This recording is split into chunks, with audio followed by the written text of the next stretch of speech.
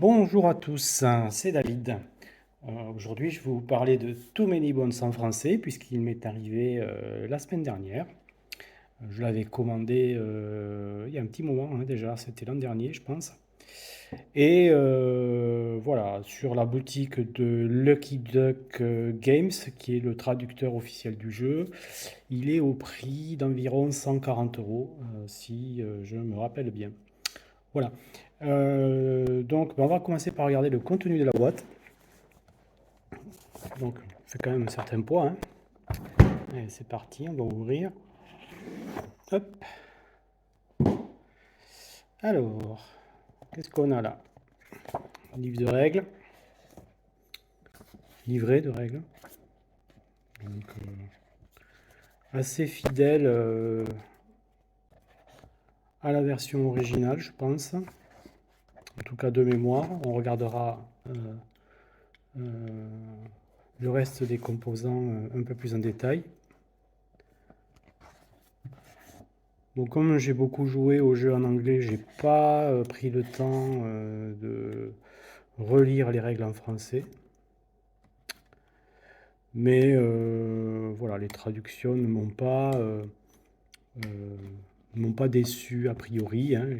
J'ai rien vu d'anormal pour l'instant, mais ça mérite d'être regardé un peu plus en détail. La qualité est bonne, hein. La qualité du papier, de l'édition est vraiment bonne. Alors oui, c'était livré avec un erratum, pardon. Donc vous voyez, référence sheet errata pack. Alors, il m'a fallu un petit moment pour m'apercevoir qu'est-ce qui allait pas dans la fiche originale qui était livrée avec. Donc, bon, je vous montrerai ça tout à l'heure. On continue de parcourir. Donc là, on a en fait les fiches de référence de chacun des personnages du jeu. Donc, Too Many Bones, c'est un jeu principalement d'aventure où on va combattre des monstres. Donc, on est à la tête d'un groupe d'aventuriers. Chaque aventurier a ses spécialités particulières. Donc voilà, là vous avez par exemple Capitank. Capitank, donc c'est le tank du groupe, hein. C'est lui qui est là pour provoquer les ennemis, les attirer vers lui et encaisser les coups, le temps que les autres envoient les vrais dégâts, on va dire. Voilà, pareil, la qualité est fidèle à ce qu'on a l'habitude de voir chez Chip Theory Games. C'est-à-dire que là, ce sont des feuilles en plastique, hein, donc c'est voilà, extrêmement robuste. C'est complètement résistant à l'eau. Vous pouvez renverser votre bière dessus, il n'y aura pas de souci, vous pouvez le rincer à l'eau. Sparadoc, ça me fait penser à Caradoc d'ailleurs. C'est le soigneur du groupe. D'ailleurs, c'est lui, hein, qu'on voit sur la couverture du livret de règles. Atomique. Atomique, c'est celui qui va faire les dégâts à distance en lançant des grenades. Voilà. Enfin, celle, pardon, hein, parce que c'est une fille. Voilà. Et Furax. Furax, donc c'est le petit berserk combattant au corps à corps qui va lui faire les dégâts, mais de près. Voilà. Alors, sur chaque fiche, bon, je reviendrai après en détail sur les fiches, mais voilà, sur chaque fiche, vous avez pas mal d'indications. Voilà, mais c'est les habitués du jeu ils vont y retrouver leur petit parce que c'est exactement la même disposition que dans le jeu original. Voilà, donc la feuille de référence, celle qui a été rectifiée. Donc ça, c'est l'original hein, que j'avais dans la boîte de jeu. Alors, j'ai mis un moment pour trouver ce qui n'allait pas dans celle-là. Et apparemment, il semblerait que ce soit dans la liste des capacités qui sont là. Alors, les capacités qui sont là, effectivement, vous voyez, dans l'original, il y avait appel X qu'on appuie ici et qui a été remplacé un peu plus bas par signal X ici, qui est après le même énoncé de capacité, hein, au début du tour de cette unité, ajouter un vilain plus faible, blablabla. Donc je pense qu'il n'y a que ça en fait, hein, qui a été corrigé. Donc ouais, est-ce que la question peut se poser, hein, est-ce que ça valait le coup de refaire une feuille? Peut-être que dans la production c'était pas aussi coûteux que ça, donc en tout cas hein, c'était livré avec. Donc très bien. Ensuite on a les tapis en néoprène qui vont faire office de feuilles de personnage pour chacun des personnages. Donc on retrouve Atomic, Sparadoc, Furax, Capitank. Et ça, en fait, c'est un peu, c'est l'arène de combat. Vous voyez qu'à ce jeu, en fait, les personnages, ils vont se déplacer sur une arène qui fait 4 par 4. Donc on est très vite au contact de l'ennemi et réciproquement. Voilà. Mais on a les capacités pour ensuite, hein, mais voilà, tous les combats vont se dérouler sur cette petite arène. Sur le côté, vous avez un emplacement pour mettre des dés d'initiative en fait qui vont représenter à qui c'est de jouer en gros. Et ensuite, le trésor de cette boîte. Donc vous voyez que chaque centimètre carré est occupé quasiment, hein. C'est très dense. Donc vous avez 4 boîtes de dés. Y arriver, voilà. Donc dés d'attaque et de défense ici, les dés de capacité. Alors ça doit être... oui, ça c'est Atomic. Ça c'est Sparadoc. Ici on a les dés de capacité de Capitank et de Furax. Et après des dés un peu plus génériques hein, qui vont servir, alors ça, ils vont servir à l'initiative, ils vont servir, ça c'est des dés pour les méchants, pour les boss. Puis des dés qui vont représenter le poison, diverses incapacités. Voilà. Et ensuite aussi d'autres dés qui vont servir par exemple pour crocheter des serrures. Voilà. Les cartes. Donc il y a 2 decks, enfin il n'y a pas 2 decks, mais en fait les cartes sont dans 2 boîtes là, il y a plus de cartes. Alors là c'est pareil, la première fois qu'on ouvre un jeu de Cheap Theory Games, on a un choc parce que ça, ces cartes, vous n'aurez pas besoin de les mettre sous plastique parce qu'elles sont en plastique. D'accord, c'est des cartes en PVC, je pense que ça doit être du PVC. Donc pareil, ultra résistant, hein. On pourrait dire limite que c'est de la surproduction. Moi j'aime beaucoup, hein. J'aime beaucoup parce que du coup, voilà, ça évite à s'embêter à mettre toutes les cartes sous plastique, hein, sous sleeve, comme on dit. Et ensuite, la qualité est extraordinaire, hein. Vous voyez, bon, tout est évidemment intégralement traduit. Et voilà, on a quelque chose de très très bonne qualité. Voilà. Donc là, vous avez plusieurs cartes, plusieurs types de cartes. Vous avez des objets, vous avez des cartes qui représentent les méchants. Voilà. Première boîte de cartes. Alors la boîte, c'est pareil, la boîte est en plastique, hein. En fait, je crois que dans le jeu, seul le livre de règles est en papier. Je vais y arriver, je vais arriver à remettre ça dans la boîte. Seul le livre de règles est en papier. Donc voilà, c'est pour vous donner une idée de la qualité de production du jeu, hein. Hop, on va le remettre bien calé ici. Bon, il y a un petit bloc de mousse pour le caler.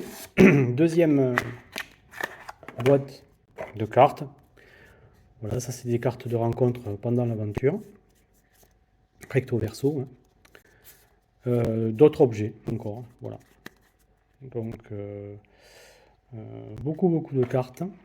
On fera le résumé après, à la fin, hein, quand on va comparer avec la version originale. On va regarder un petit peu les chiffres matériels. Alors, ici, là aussi, les jetons, c'est ça qui fait la réputation de Chip Theory Games. Les boîtes cristal, les boîtes en plastique cristal qui sont très épaisses, hein, très robustes, ça va pas se casser comme ça. Il faut vraiment marcher dessus si on veut les casser, hein. Et les jetons, voilà, bien lourds, d'une très bonne qualité. Évidemment, tout est traduit, hein. Alors je ne sais pas si je vais arriver à vous montrer. Voilà, fracture ici. Voilà. Peut-être en mettant comme ça. Ouais, moyen. On va essayer avec d'autres peut-être. Raid. Qu'est-ce qu'on a ici? Rage. Voilà, par exemple. Peau épaisse. Inattention. Voilà, tout a été traduit. Alors je pense que le guide de référence qui a été rectifié, ça doit être à cause des jetons. Ils ont dû s'apercevoir que les jetons, sur les jetons avait été imprimé signal au lieu de appel, euh, comme ça devait être prévu, j'imagine, je sais pas. Parce que voilà, appel, c'est bon, signal aussi, ça marche, hein, puisque le signal existe en français, mais voilà, ça doit être une question d'impression sur les jetons qui fait qu'ils ont dû rectifier la fiche de référence plutôt que tous les jetons, on les comprend, hein. Voilà. Alors ces jetons sont très lourds. Je les ai pesés tout à l'heure. Ils pèsent, je crois que c'est 11 grammes et quelques le jeton. Donc c'est des jetons qui sont assez lourds, hein.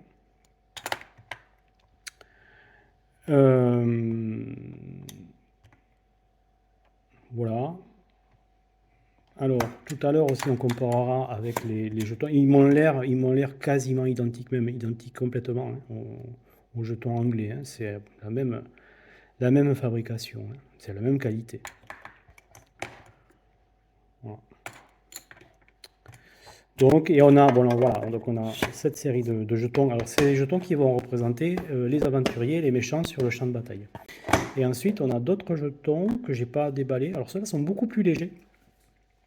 Sont des jetons en plastique, hein, beaucoup plus légers. Je vais en ouvrir un jeu pour que vous voyez peut-être celui-là. Là, on a encore deux jetons restants plus lourds. Voilà, on va ouvrir ça pour que vous voyez. Donc ça, c'est les jetons qui vont servir à représenter les points de vie des méchants et des gentils d'ailleurs sur le champ de bataille. Voilà, ils sont beaucoup plus légers. Ils sont jolis aussi, hein, ils sont gravés, ils sont très sympas. L'éditeur anglais, enfin américain, propose sur son site d'autres jetons pour les points de vie qui ont le même poids que ceux-là, c'est-à-dire aussi lourds. Donc forcément, on a envie de se les acheter pour avoir tous les jetons qui pèsent bien dans la main, parce que le plaisir du jeu de plateau, c'est quand même un plaisir assez tactile, hein. On aime bien avoir du matériel de qualité, voilà, avec des jetons qui pèsent, etc. Donc vous voyez par exemple, ce méchant-là, il a 3 points de vie, hein, d'accord, le 3 avec la goutte de sang. Donc en fait, on va le matérialiser sur le plateau de jeu en mettant 3 jetons, 2 points de vie dessous. Voilà. Et au fur et à mesure qu'on enlève ces points de vie, on enlève les jetons. Donc c'est bien pensé, ça marche très bien. Et voilà. Et on joue avec ça, et c'est extraordinaire.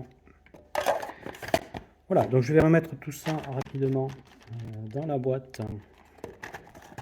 Donc, du coup, c'est assez facile à ranger parce que ils n'ont pas eu besoin de faire un thermoformage. Parce que tout est calé, en fait. Tout se cale très bien. Malgré que ce soit une boîte, donc je dis, hein, sans thermoformage. Mais finalement, vous avez des petits rangements individuels. Voilà, c'est vraiment très bien fichu. Donc je vais tout remettre dans la boîte. Enfin, tout remettre dans la boîte, peut-être pas, je vais le laisser de côté. je vais vous montrer d'autres choses. Alors déjà, j'ai reçu aussi avec le tapis d'aventure traduit. Alors, le tapis d'aventure traduit, je n'avais même pas déballé, vous voyez, je vais l'ouvrir. Hein. Il est double face.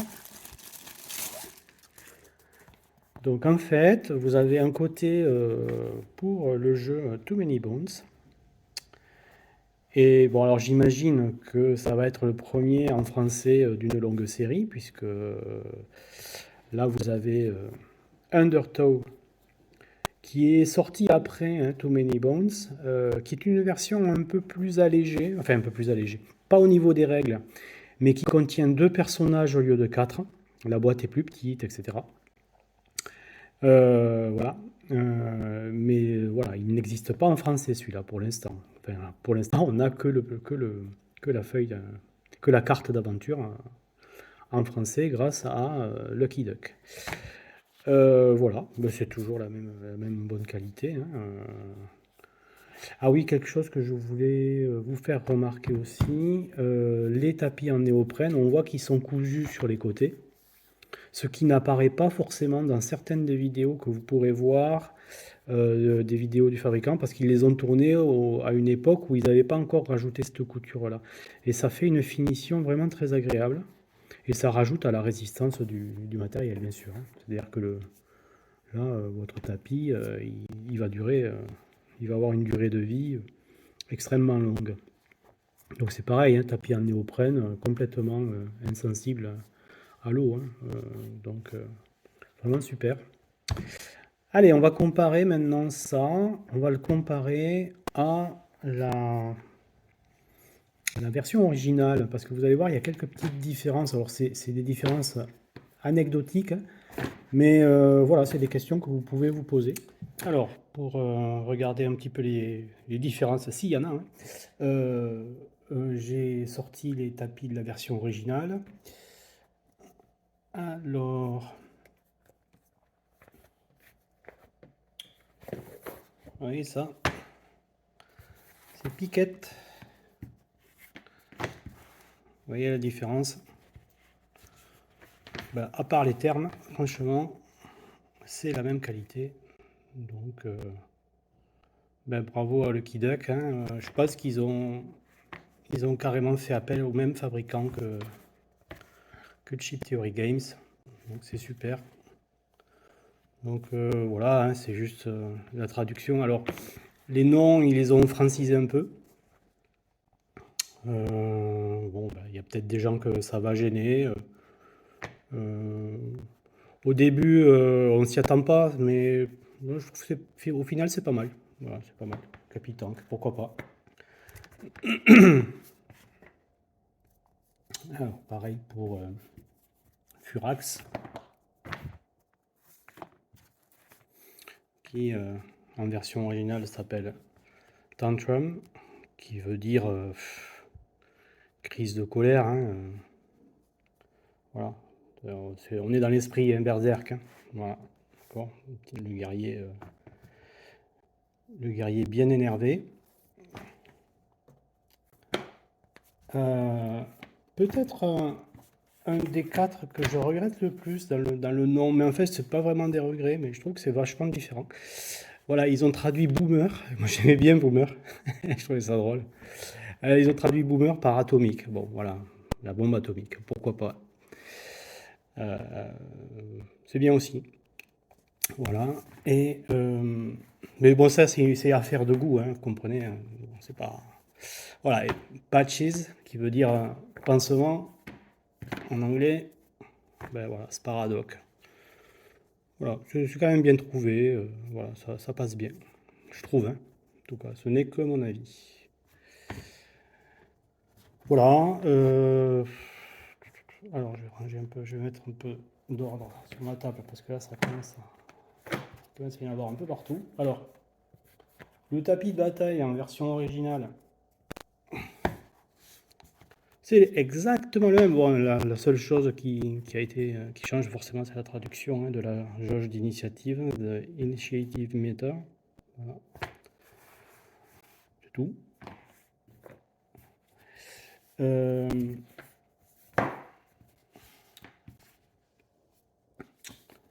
voilà, alors oui.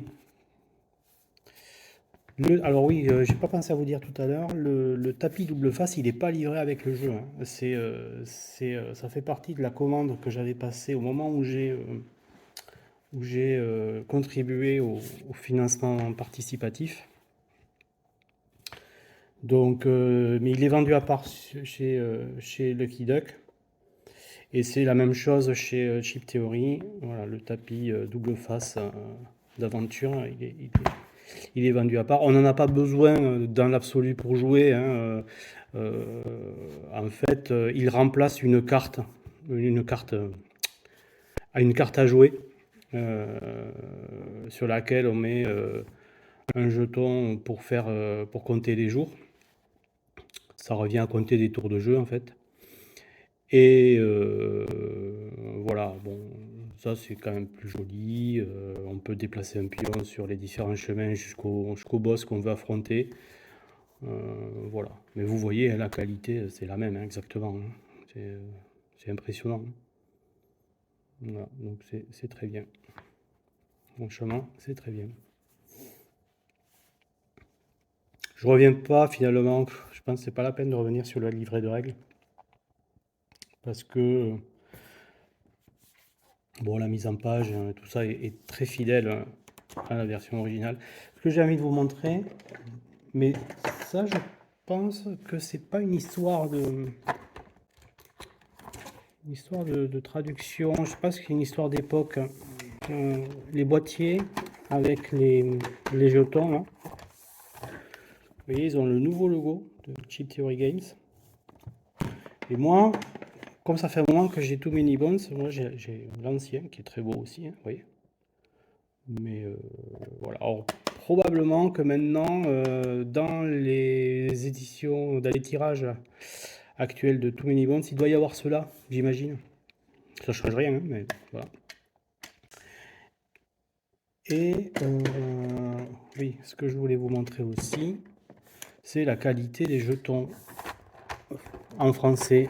Regardez les jetons en français, donc je vous les ai montré tout à l'heure, mais on va regarder par rapport aux anglais. Voilà, français et anglais. Alors attendez, je vais essayer d'en trouver de la même couleur. Voilà. D'accord. Alors si c'est pas pour les traductions, hein, je vous mets au défi de trouver la différence entre les deux, franchement.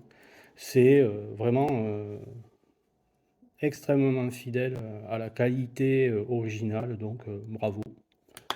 Rien à dire là-dessus, c'est super. Vraiment, moi je dirais un sans faute à ce niveau-là, hein. C'est vraiment très très bien.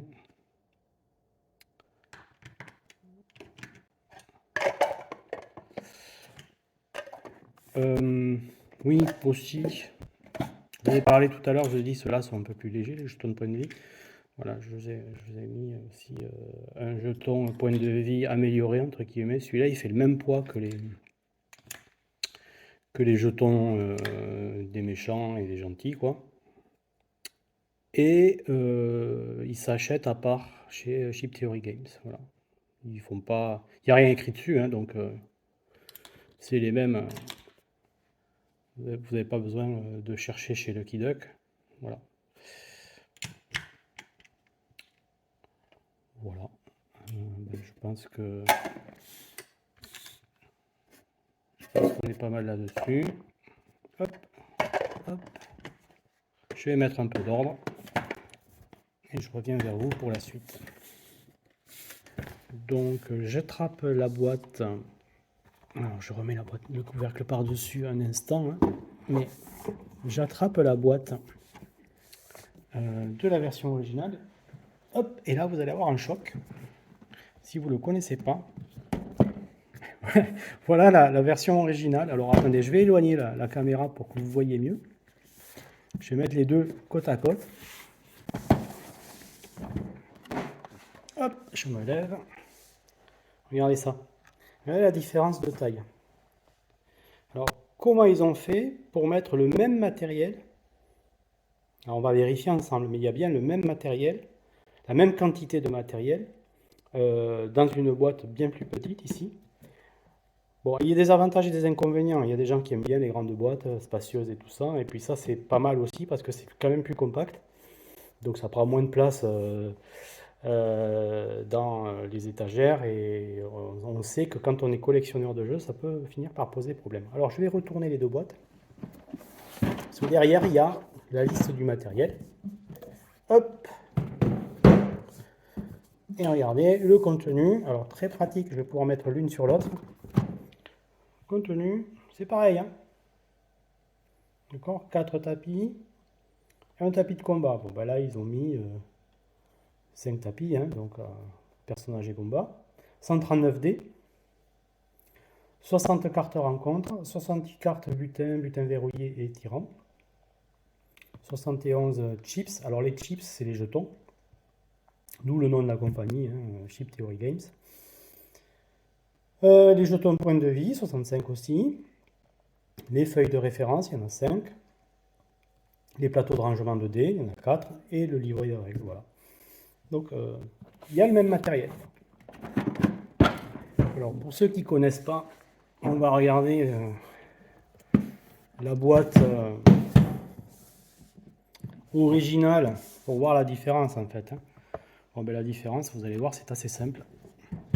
Alors, moi, il n'y a plus le matériel dedans parce que je l'ai mis dans le Trove Chest, qui est une big box, si vous voulez, une boîte où on peut mettre tout le contenu de Too Many Bones parce qu'il y a beaucoup d'extensions, il y a beaucoup de choses.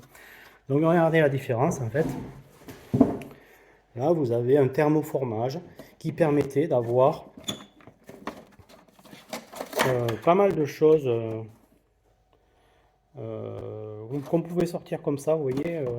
Donc là, il y avait les decks de cartes, toute une série de dés que vous pouviez mettre là. Pareil, les 4 boîtes de rangement pour les personnages. Bon, tout ça a été garni de dés, évidemment. Hein. Et ensuite, vous aviez un thermoformage avec des emplacements pour les jetons comme ça. Là, vous aviez tous les tapis de bataille, etc. D'ailleurs, regardez, on peut enlever ça. Voilà, et un autre emplacement pour des cartes. Donc voilà, donc c'est ce thermoformage en fait qui fait que et les cales en mousse là qu'on a, qui font que la boîte est plus grande. C'est-à-dire que l'espace était moins optimisé dans la boîte.